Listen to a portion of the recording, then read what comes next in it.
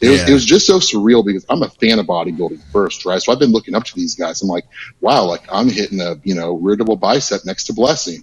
Wow, I'm hitting a side chest next to Justin. You know what I mean? Like, it was very cool because I know my game. My game is size, and I come in more conditioned than anyone. What's going on, guys? This episode of Blood, Sweat, and Gear and the next few, we have interviews with some of the new talent competing at the New York Pro. This is going to be an awesome show. There's going to be a ton of new guys there. We thought we'd try to get interviews with some of them so that you guys could learn a little bit more about the preps that are going into this contest. Each of these guys has made some tremendous progress. We're excited to share this with you, and there's a lot to learn just by listening to these guys talk. If you're new to our content, let me encourage you to subscribe and hit the bell. We have several bodybuilding podcasts coming out each week, tons of education and entertainment from IFBB pros, experienced coaches, and educators in our industry. We're not here to tell you what to do. Instead, we want to inform you so that you can make your own decisions that'll help you to reach your goals as effectively as possible while trying to stay safe. All right, guys, let's get to the show. What's up, guys? Welcome back to Blood, Sweat, and Gear with coaches Skip Hill, Andrew Berry, and myself, Scott McNally. Today, we are joined by IFBB pro Brent Swansen on his way to the New York Pro. What's going on, man?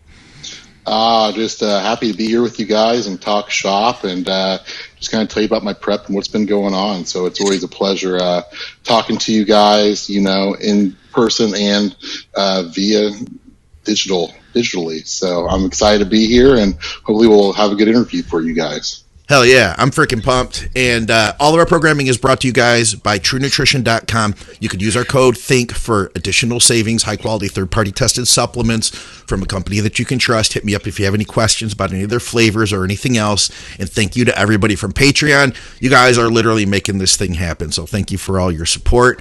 I'm freaking pumped. We haven't had you on, Brent, since it was like the road to USA's, I believe, like 2019. So a lot has changed since then, man. You've become an IFBB pro. You're I can't say you're bigger. Like, you've always been one of the biggest guys on stage. You come in absolutely peeled. What has changed, though, size-wise? Like, have you gained more muscle? Have you refined? What's been the game plan since you turned pro? Well, the biggest thing, and you got to give credit to where credit's due, but the biggest thing that I did was in 2019 after, I think, a disappointing finish at Nationals. At least it was to me, because I was kind of a front runner to win or turn pro, and I actually placed fourth. So I went down a spot. I had third the year before when Hunter turned pro, and I lost that second pro card by like a vote to Sean Smith. And the best thing that I think could have happened to me is in 2019. I looked good, but I didn't get the job done. So I think the biggest thing is hiring Chad Nicholls, December of 2019. And I've known him since I've been a little boy because he's from my hometown in Illinois, and he's really just transformed my body. And I'm a school teacher, and I do this on the side, so I'm an easy student. What he says, I do, and it's worked. So I gotta give credit to where credit's due. And I obviously put in the work, but he's laid out the game plan, and just kind of gone from there. That's cool. I know that the people I know who've worked with Chad, they say that in the off season to grow, he pushes a lot of food. Like, I've had stories of guys telling me, like, they're eating so, like Ron Partlow told me when he worked with him that he had his highest carb days on his non-training days because it was so much food. He was like, I really couldn't have trained on those days. How's it been for you? Let's start with that in the off season. So for me, as a diabetic, type 1 diabetic, I've got to be careful a little bit because I know Chad pushes the carbs as well a lot too. Okay. So in my off season, I didn't go crazy with carbs. Some guys are getting like 1,000 carbs a day, things like that. But I think the biggest thing with my body that he did is he upped my protein. Previously with previous coaches, I was eating 8, maybe 10 ounces cooked. The first thing he did was up that to 14 to 16 ounces cooked, 5 meals a day. And then he would typically in my off season give me like 1 shake meal. And then obviously pre-contest, I don't like shakes because I get hungry all the time. So he'd give me, like 6 huge quantities of protein, moderate fats, and kind of put the carbs around my training. But I think that's the biggest thing, honestly, is the food. I know everybody wants a sexier answer as far as like supplements and things like that. Sure. But I'm just being real, like I honestly think it was the food because I mean, I'm a huge eater too, like dieting and getting to the condition level that I get into, especially being a diabetic, like it sucks. Like I hate being hungry. So if you tell me to eat 2 pounds of meat, like I'm game, like let's go. Like I can eat all day long. It's when you start taking my food away, you know, and I kind of have the same mindset. And, you know, me and Nate are really good friends. You know, we're always very conditioned. We always push the extremes with the dieting and getting into shape. So, I mean, once that, we don't cheat. Like I know Nate doesn't cheat on his diet off season, in season. I don't either, because if I'm going to do this at this level, I'm not going to get on stage and think to myself, oh, wow, like I could have been better. But if I get beat or if I don't place well, it's literally just because somebody was better than me on that day. It's nothing that I did to the weeks leading up to the show. And I think at the end of the day, if you can hang your hat on that, you know, you just kind of have peace about it. Oh, yeah.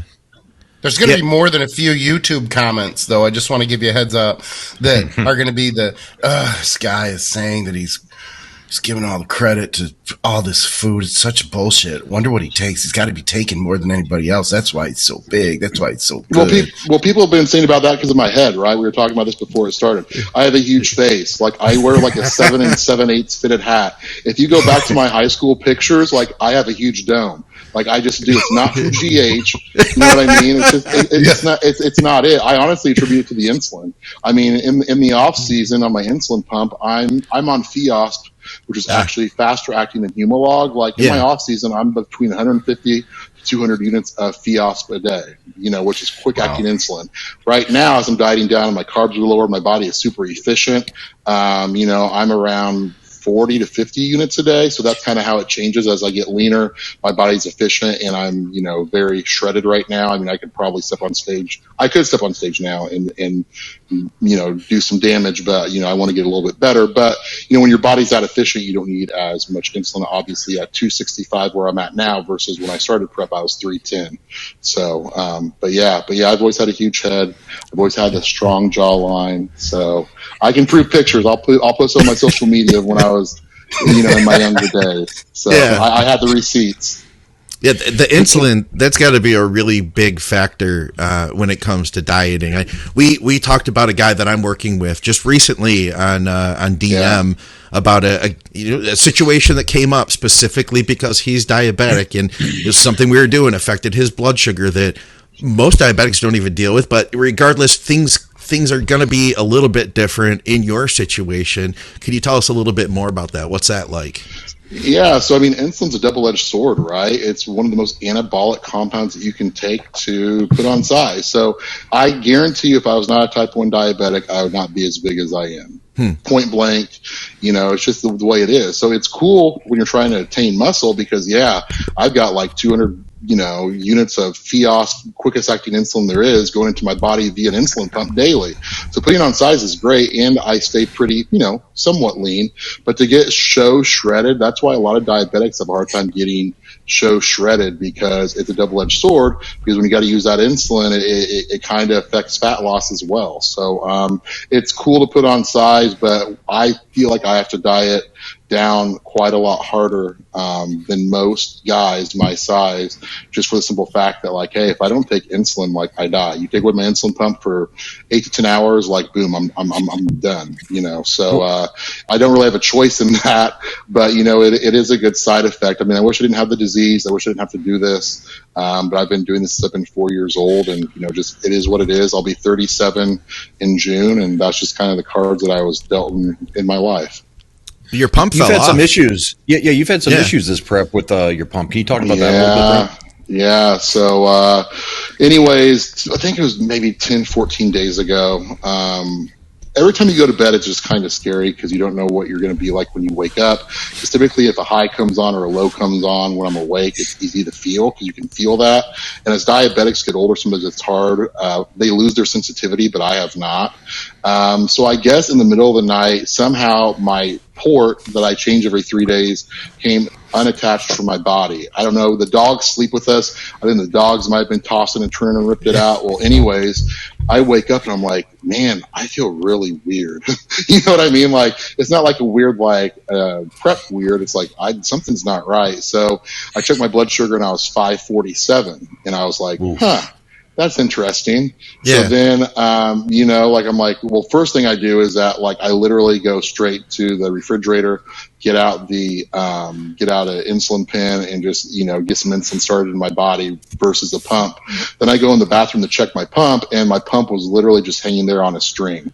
Like, so it had been disconnected from my body I usually go to bed like around 10:30 at night, and I usually wake up like at 6 in the morning. So I'd been disconnected for almost 8 hours. So I went 8 hours without getting any insulin whatsoever. So I woke up, and then when that happens, like my whole day screwed. I called in sick to work, felt like trash the whole day. Even when my blood sugars got regulated, like I was worthless. I still trained. I still got my cardio in, but like it was horrible. And then, another issue I had during this prep, and let me preface this by saying that like I've been a diabetic for 33 years, and I've only passed out like 2, maybe 3 times in my whole lifetime. So having 2 instances during this prep, really, one was by accident, one was actually my mistake, kind of is unusual because it's very under control. My A1C is always like 6.2, which for type 1 is good. You know, for type 2, they could have a little bit better control, but for type 1, a low 6 A1C is very good. So anyways, I don't want people to think that I'm out of control. So about a few months ago, I had trained legs, and my blood sugar was 115. And I went to get a deep tissue massage. My massage therapist is very, very works at me hard. And she always jokes with me saying, oh, I bet, you know, when you do this, you know, you're burning a lot of calories, right? And I'm always a person who's just like, whatever, like I'm not burning a lot of calories doing this. Like you're full of it, just because like I'm an extremist, and I'm always, you know, kind of I hate this word too, but like a narcissist when it comes to that stuff. Like, I can work harder. I'm fine.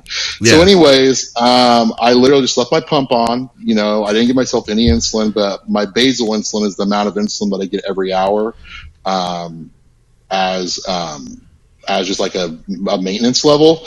And all of a sudden she started working on me, and I kind of felt a little weird, but I was like, well, maybe it's just from her working on me. Well, next thing I know, I wake up, and I had like 6 paramedics over me, and I'm like, oh. And I had obviously passed out because my blood sugar went too low. And I asked, I said, well, how low is my blood sugar?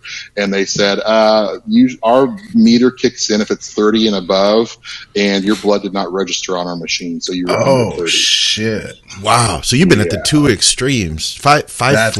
So below 30 at one point, and over, did you say 540? 547. Yeah. And one of them was a mistake, like my pump malfunction. Like there's nothing I can do about that, right? But the one where my blood sugar like went below 30, I was just kind of like, man, that's just so stupid. Like I hate when that stuff happens. And, you know, I already know I'm at risk, you know, being a type 1 since I've been so young. And it just really, it got to me more mentally than anything else, just because I'm very, OCD as far as like getting blood work done, getting heart scans done, and everything like that, just because like, you know, this sport isn't always the best for those things, along with, you know, being a type 1 diabetic. You know, carrying around 300 pounds is not probably the smartest thing to do, but it's what I love to do, and I want to try to do it as healthy as I can.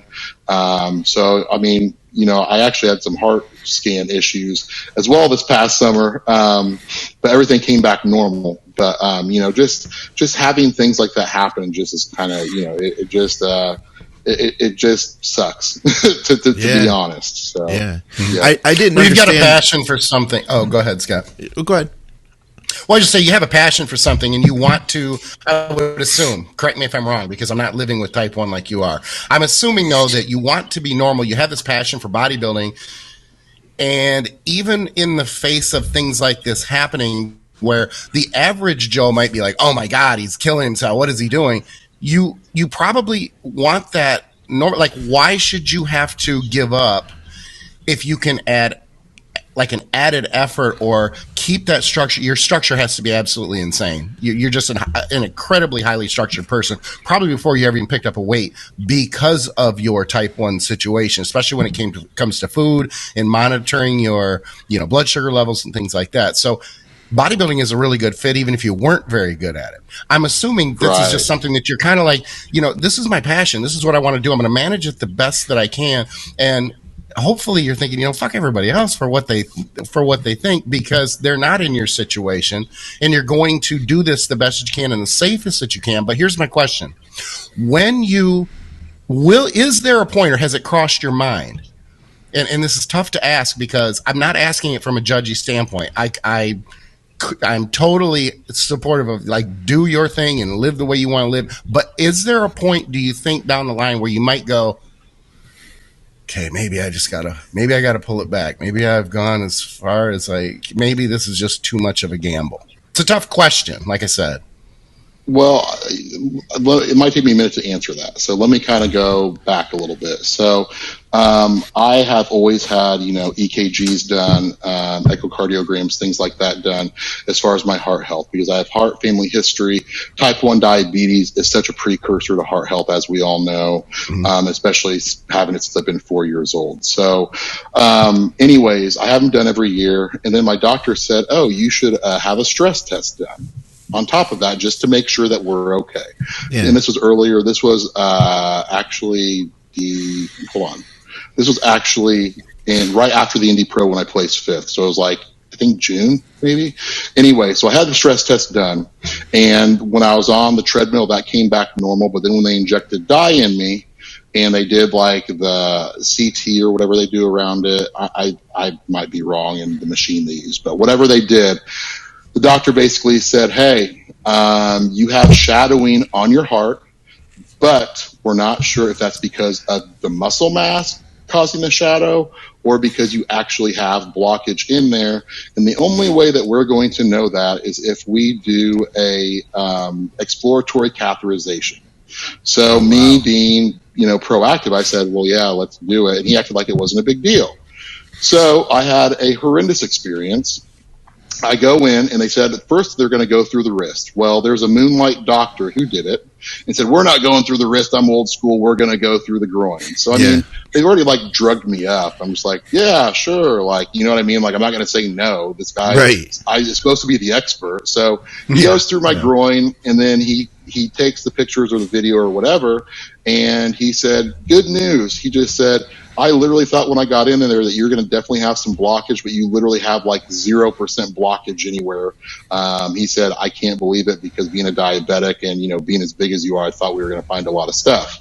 And this doctor comes to find out really isn't the best. So I actually had my images sent off to other people who know what they're doing. They're like, yeah, dude, like you have like no plaque buildup in you. But to make a long story short, when he came out, he ended up ripping my psoas, and I had a football-sized hematoma in my psoas. They thought that I was going septic, so I was in the emergency room for 5 days on vancomycin because they thought that I was going septic. I was running 104 fever and about 10 out of 10 pain. Wow. So that happened in August, right before I had to go back to school and start school. So in me and being proactive, which I'll always be proactive, and I understand that things happen when you go under the knife, I had that issue happen. But to answer your question, Skip, I'm OCD by nature. I was diagnosed with OCD when I was in high school. I'm not on any medication, but I've grown into knowing how to control that, which is why I think I'm a great bodybuilder, because if it's on paper, I'm an extremist. So I'm going to do it balls to the wall, as much as I can. I'm also a type A personality too, to where I'm a school teacher. I train people on the side. I'm a full-time bodybuilder. I'm go, go, go, go, go. I don't know how to rest, and it's just one of those things to where, heaven forbid, I've been proactive, but if something were to happen and people want to blame, bodybuilding or whatever, man, I have no regrets, just because I have a wonderful life and a wonderful marriage with my wife, Autumn. We're good, moral people. I mean, my faith plays a big part in who I am. I'm a Christian person, and I've lived my life the right way, and I've had a great time. And not to push anything on anybody else, but I believe that there is a plan in my life, and when it's my time to go, I've lived a great life, and I've, helped a lot of people, and, nothing is forever. So I rather do the things that I'm going to do, as long as I'm being, proactive about things and smart about things, and not just pissing them to the wind, if that makes sense. Absolutely. 100%.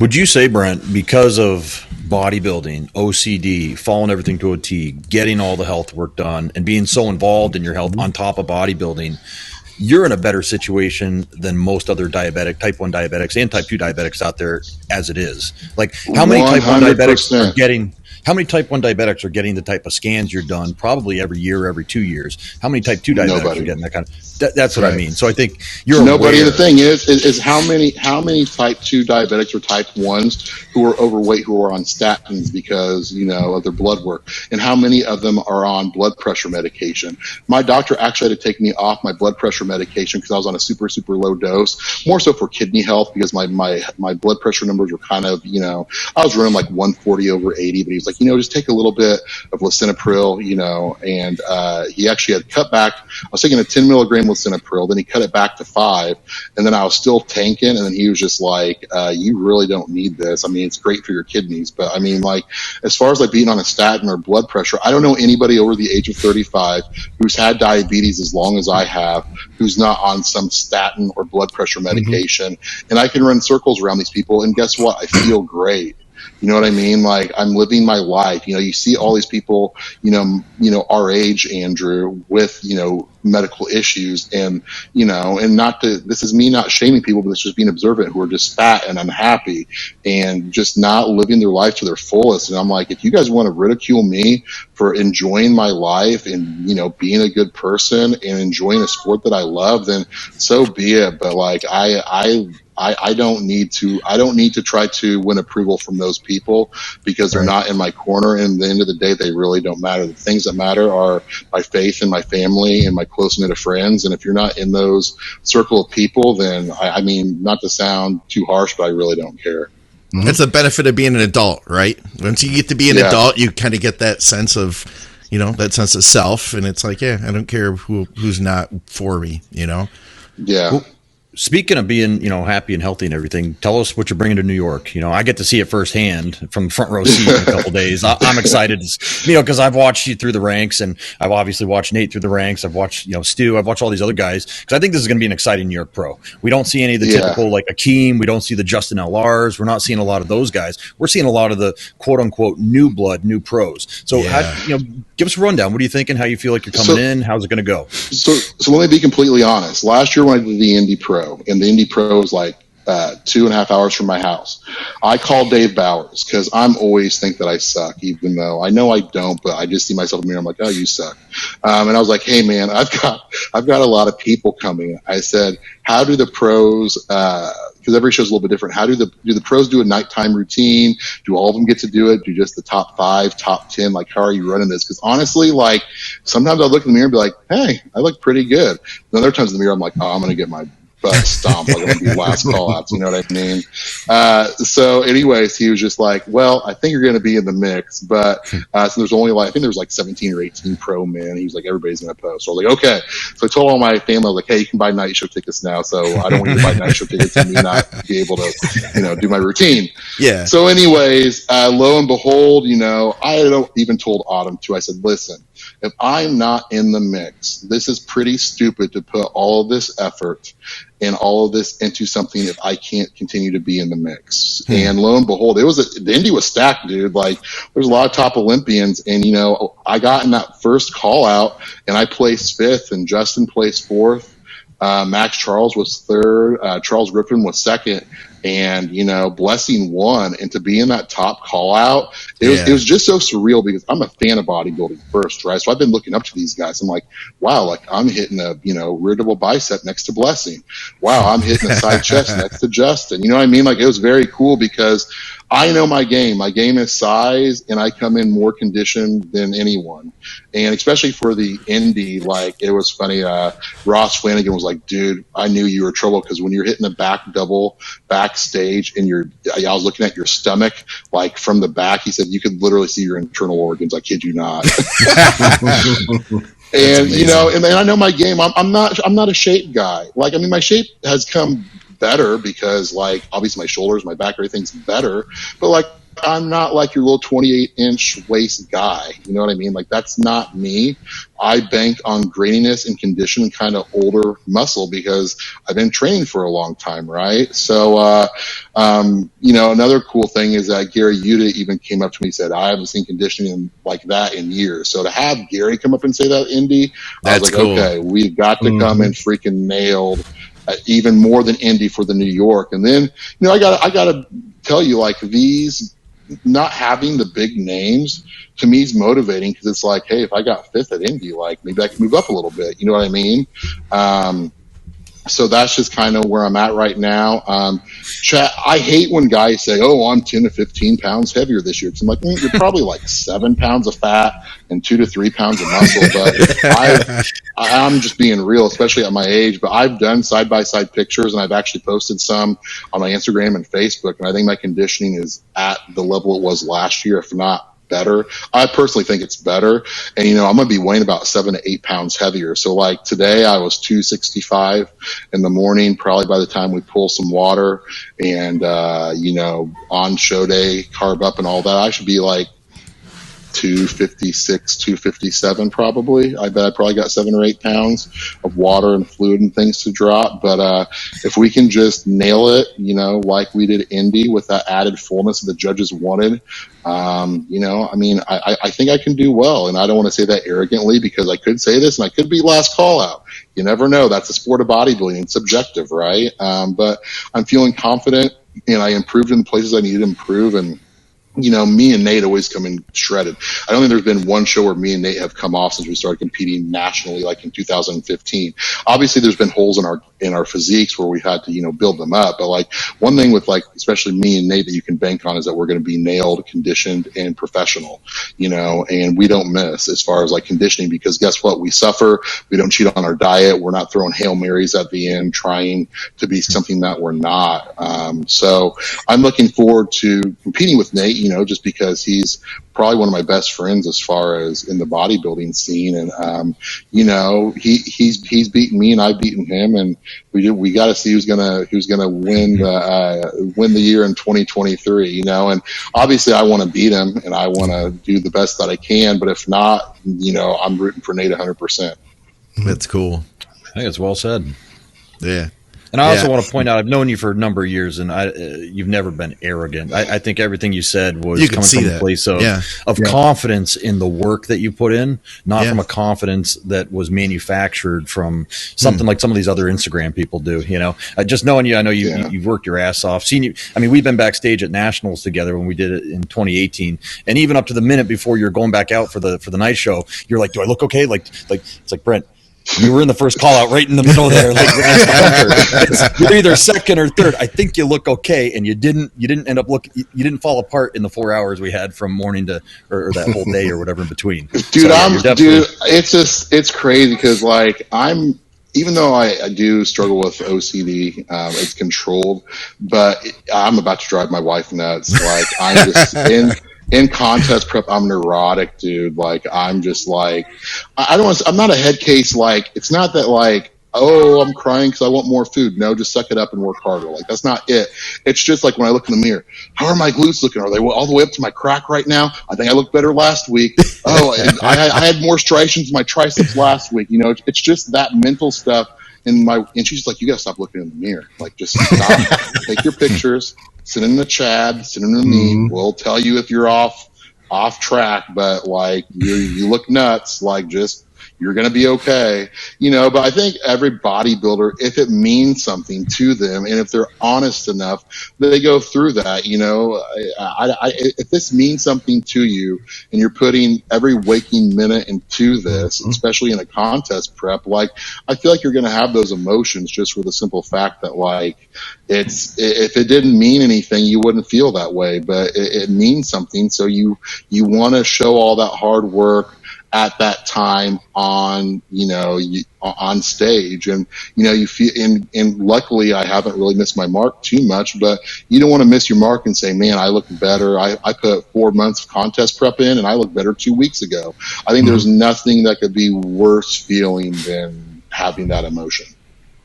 Absolutely. Well, unfortunately, we're out of time here. I'd love to talk to you about more, especially for people who haven't heard some of your stories, like how you got all your gym equipment. Do you still have your gym?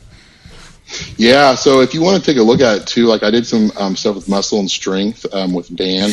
We did like a warrior gym. Like I bought all my equipment off the Ultimate Warrior, and we became really good friends. You can kind of check it out on that as well. Okay. So if you go and do that, so basically I have a private gym where I train at with me and my buddy. He actually owns a repo business, and we keep it there.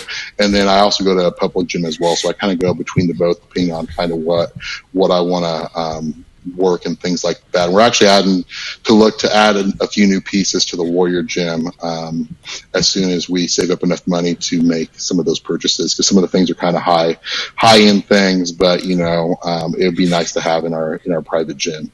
Well, do me a favor, send me the link to that. I'll put that in the description. That way people can go and check that out. And where do people follow you on social media? So I like Instagram is my favorite, so I'll always post first on Instagram, then I'll usually share it to Facebook for all of my family and my old friends and people over the age of 50. So just hey, that's why I messaged you today. Sorry, Skip. Sorry, I love you. I've looked up to Skip for years. He doesn't even know. But just Brent, Brent, Swansen, Swansen, and then so I can be prevalent to all the high school kids that I teach, I actually do TikTok every once in a while. Like an idiot doing it. But a lot of those are like videos, and then I don't know. I hate TikTok, but I still post to that too, just to try to basically reach all of my older family, and then the people my age, and then all the young kids. So I mean, I don't have that great of a following, but I try to do my part the best that I can. Hell yeah. Well, we'll make sure to post everything below. Guys, check out Brent, and let's all keep cheering him into the show. For another episode here of Blood, Sweat, and Gear, I'm Scott McNally with coaches Skip Hill, Andrew Barry, and this has been IFBB Pro Brent Swansen. We'll see you at the show, man. All right. Thanks, Scott. Thanks, guys. The word true, it's very simple. It's only 4 letters, but it's got a vast meaning. It's about legitimacy. This has to be the real deal. My whole philosophy in everything in life is progression. If I'm not progressing, I am frustrated. Back in the 90s, I was known as the guy who put muscle mass on people who were stuck. There were things happening in the industry that weren't good. And in April of 2003, Doug and I started True Nutrition. We put the money into the jug, into the bag. That's where the money goes. We're in lab coats. We're in the back. We're manufacturing this stuff. So if it's not worthy enough for me, it's not worthy enough for my business partner, it's not worthy for you. Whether you're a bodybuilder, a triathlete, whoever you are, whatever your goal is, it is customized to you. I developed my reputation as a no BS kind of guy. I'm Dante Trudell, half owner of True Nutrition.